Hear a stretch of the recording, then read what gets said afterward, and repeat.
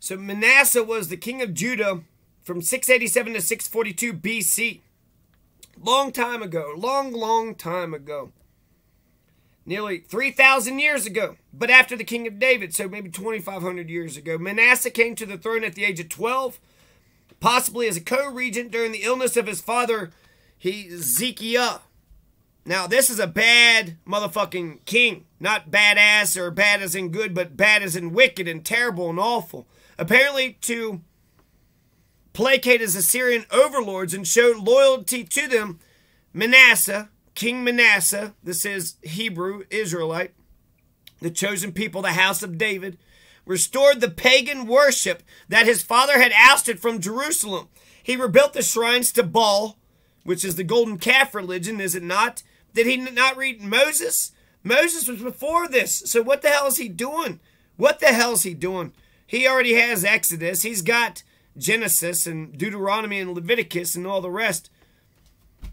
Manasseh built the shrines to Baal, raised images of the goddess Asherah, erected altars to the sun, Sol Invictus, moon, and the stars in the temple courts, practiced soothsaying, augury, sorcery, dealt with mediums and with wizards. 2 Chronicles 33:6. In accordance with pagan customs, Manasseh, this is, again, the king of Judah from about 687 to 642 BC, he succeeded his father Hezekiah. In accordance with pagan customs, Manasseh even offered up his own sons as sacrifices. Now, King Herod was a piece of shit because he killed his own wife and kids. King Herod was a brutal son of a bitch. Is it possible that he did the massacre of the infants? Yes, absolutely. Look at the Jewish-Roman War. 1 million was killed, according to Josephus, who does tell some stretchers, but he also tells some truthful things too. You know, Jesus sent a bad demon out of a man and into 2,000 pigs, and the 2,000 pigs ran over the edge to their deaths into the sea and drowned.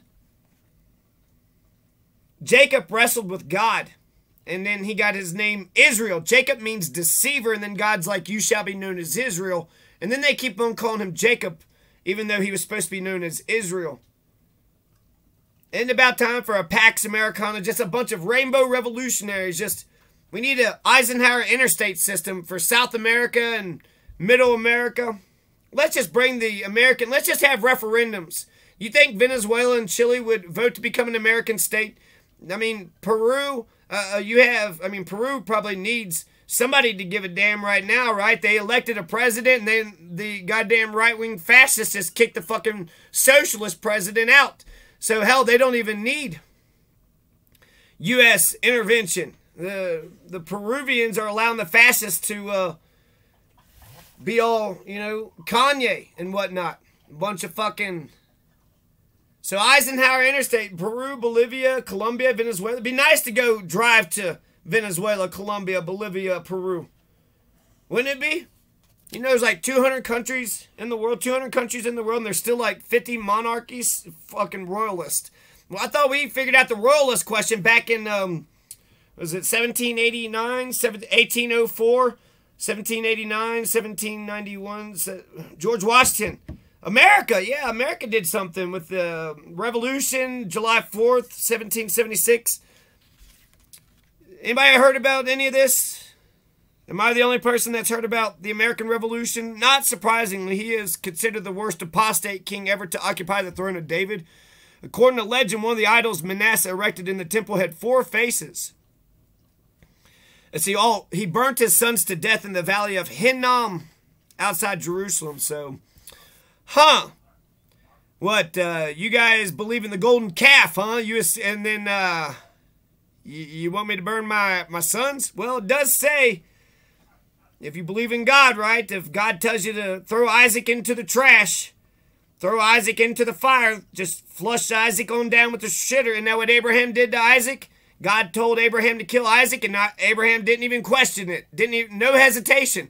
You want me to kill my son? Oh, with a dagger or a gun or what? What weapons do you want me to? Didn't hesitate for a second. God told Abraham to kill Isaac, his son. He was like, okie dokie. Okay. Don't take no for an answer. Okie dokie. No.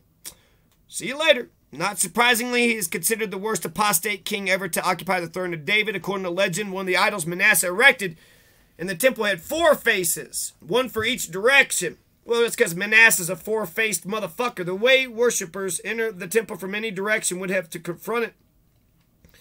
Manasseh did not escape the humiliations imposed on an Assyrian subject king. That's another thing. Subject king. Isn't that an oxymoron? I'm the king of this region over here, but you still got to bow down to the king. It's like the county commissioners, right? They're the kings of the county, but when the governor and the state comes around, then they ain't shit. They're a bunch of subject kings. He was put into chains and taken with hooks. 2 Chronicles 33:11. Damn. Sounds like he's getting his just desserts to Babylon. Presumably to appear before the Assyrian king to reaffirm his loyalty.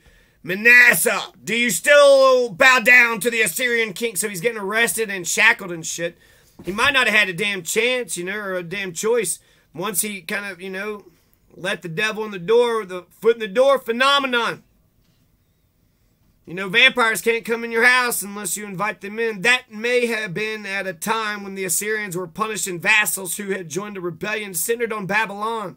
Upon his return, Manasseh built an outer wall for Jerusalem, perhaps permitted to do so by his Assyrian overlords to strengthen his capital against an attack from a resurgent Egypt, or possibly in preparation for a rebellion of his own. As if to justify such a lengthy and apparently successful reign, the author of 2 Chronicles preserved a tradition that Manasseh eventually repented of his evil ways. His original prayer of repentance has been lost, but his supposed contrition was given voice much later to the apocryphal prayer of Manasseh, written long after his reign, perhaps between 250 and 150 BC. The prayer is a brief psalm in which Manasseh asks God to forgive his sins, more in number than the sand of the sea. Manasseh, number 9. Wait, there's a book of Manasseh? Are you shitting me? Are you fucking shitting me? Hey, man, don't shit a brick. You gotta get your shit together. Put it in a box. Get your shit together. Put it in a little bag, in a book bag, square cube. Just get it together. Get your shit together. Manoah. Samson's father is Manoah. He's a member of the tribe of Dan, who lived at Zorah. Come on. Come on now. Mark, he's the 2nd century, let's see. Mark is not a real person, but the 2nd century Christian writer Papias recorded the tradition that one of the 4 Gospels was written by Mark. 2nd century. That's 100s. So if he's writing about Mark and the Gospels in the 100s, that's interesting. 70 AD was at the Jewish-Roman War. 1 million killed. 1 million killed in the Jewish-Roman War. The evangelist Mark, he's sometimes identified as a young man who followed Jesus on the night of his arrest, clad in nothing but a linen cloth about his body. Mark 14:51. Jesus is going to get arrested, and then you got some guy to just streak and just run around naked like, oh my God, the King of the Jews has been arrested. What the hell, the Messiah? They are arresting the Messiah. And you know what happened to John the Baptist? You know what happened to any Messiah out there? You got the conquering Roman Empire, and then, these Hebrews, these Israelites, they're not bound down to Caesar. They're not bound down to Augustus. They're saying Augustus Caesar isn't even a god. They're saying Claudius and Tiberius isn't even a god. They're saying that they're mere mortals. They're just men. They're just saying they're just mortals. They're just mere men. And that's one good thing about the ancient Hebrews and Israelites, the ancient Christians and the ancient Jews, is that obedience to God is resistance to tyranny. Resistance to tyranny is obedience.